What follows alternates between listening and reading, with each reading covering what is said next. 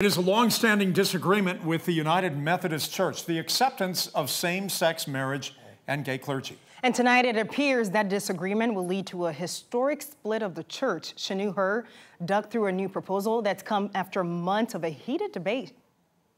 Yeah, the lengthy proposal called the Protocol of Reconciliation and Grace Through Separation explains why some are asking for the split, such as differences in understanding Scripture, theology, and practice.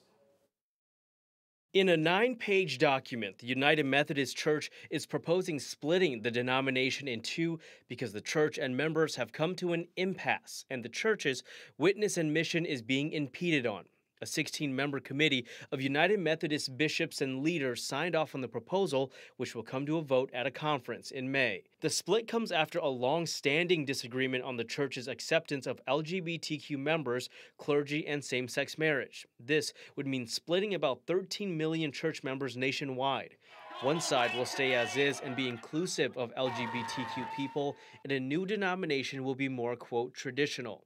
The proposal designates $25 million in funding for the traditionalist Methodist denomination that may emerge from the split. That way, these churches drop any future claims to church assets, such as property. Now, the General Conference will vote on this proposal this spring in Minneapolis. There are more than 300,000 members of the UMC in North Georgia.